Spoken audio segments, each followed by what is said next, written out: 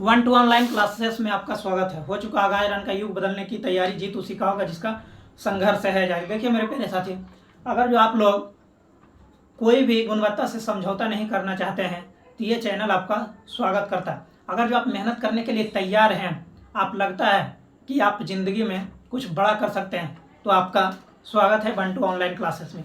अब देखिए, पुस्तक एवं लेखक का नाम, पुस्तक एवं लेखक का नाम आपको याद होगा और इसके साथ साथ आपको बहुत सारा क्वेश्चन भी याद हो जाएगा। पुस्तक और लेखक का नाम और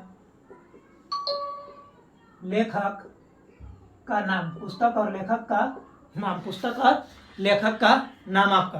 तो कहता है कि भीमराव अंबेडकर जी कौन सा पुस्तक के लेखक है? भीमराव अंबेडकर जी। पहला जो आपका सवाल है वो है भीमराव अंबेडकर जी,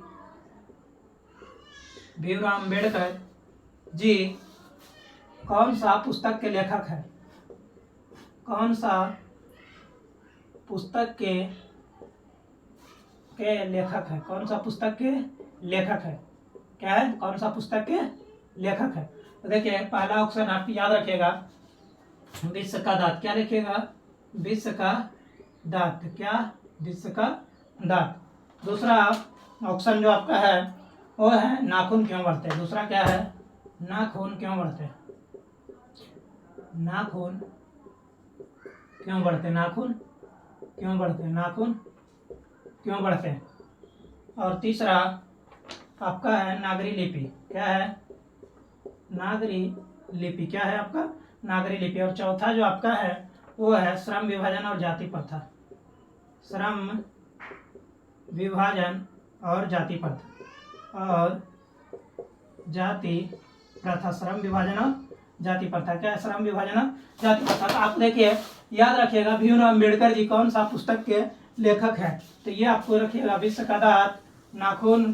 तो विश्व के दांत का जो लेखक है भीमराव अम्बेडकर जी कौन सा पुस्तक लिखे हैं? ये लिखे हैं श्रम विभाजन और जाति प्रथा। आप बताइए विश्व का दांत का लेखक कौन है?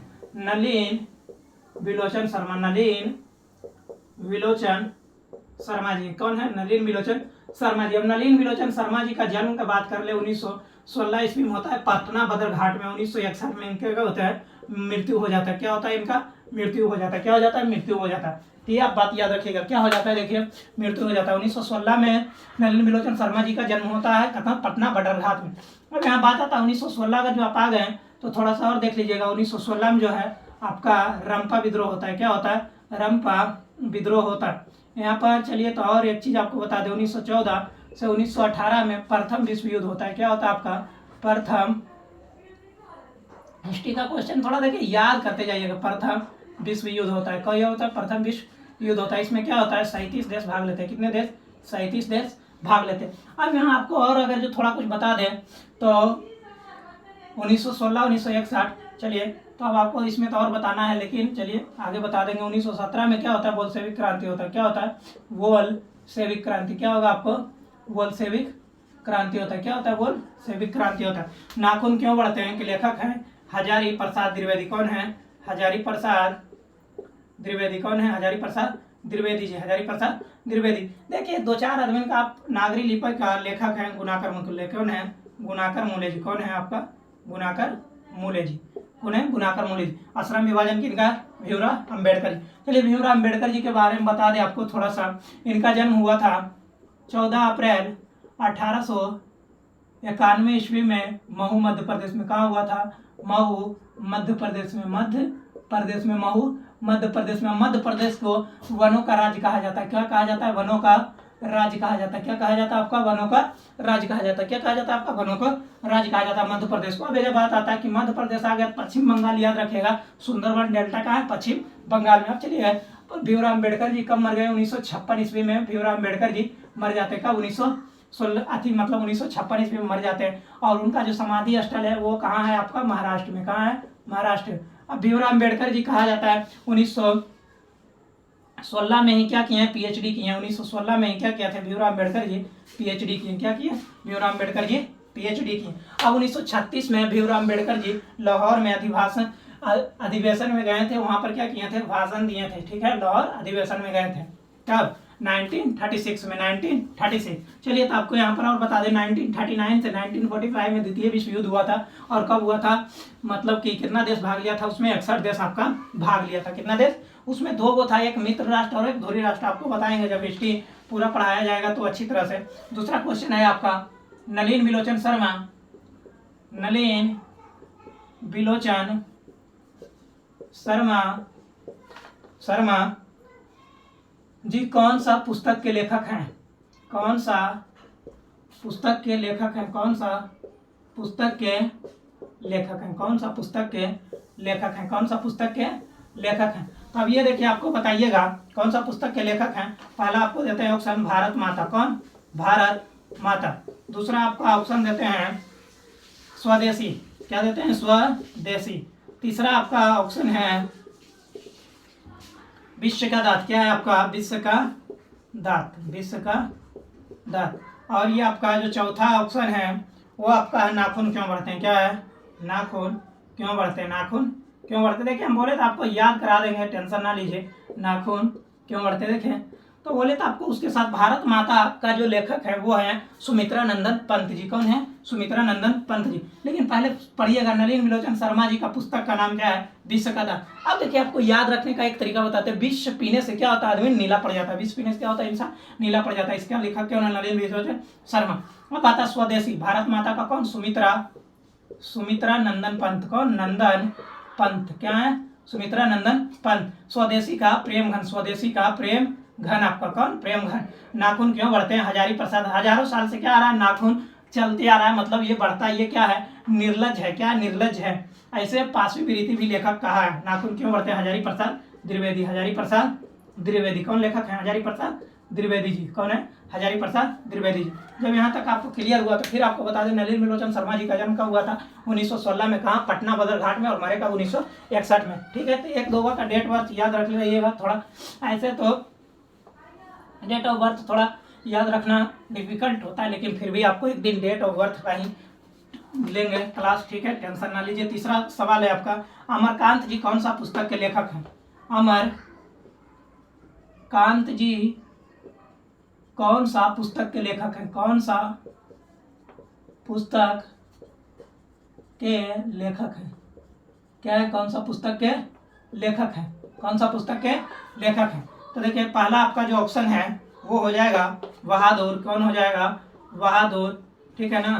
दूसरा आपका जो ऑप्शन है वो हो जाएगा जीत जीत मैं निरखत हूँ, जीत जीत मैं निरखत हूँ, जीत जीत मैं निरखत हूँ। ये हो गया आपका दूसरा। अभी तीसरा जो आपका सवाल है वो हो जाएगा मछली, वो हो जाएगा मछली, क्या हो जाएगा, मछली।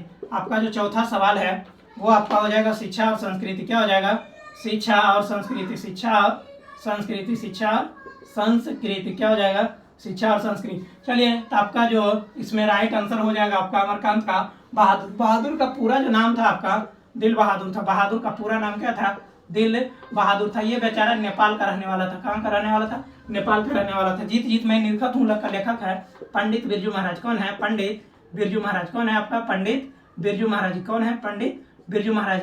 ये अपने पिता के श्राद्ध के लिए 500 रुपये क्या किए थे, इकट्ठा किए थे नाच गान के लिए। ये कहा जाता है इनको कि 9 वर्ष की अवस्था में इन्होंने बहुत टॉप लेवल का कथक नृत्य डांस सीख लिया था। 1900 मतलब 9.5 वर्ष की अवस्था में इनके पिता का साया उठ गया था, मतलब पिता मर गए थे। मछली का लेखक है विनोद कुमार शुक्ल, विनोद कुमार शुक्ल। कौन है आपका, विनोद कुमार शुक्ल, ठीक है ना, विनोद कुमार शुक्ल।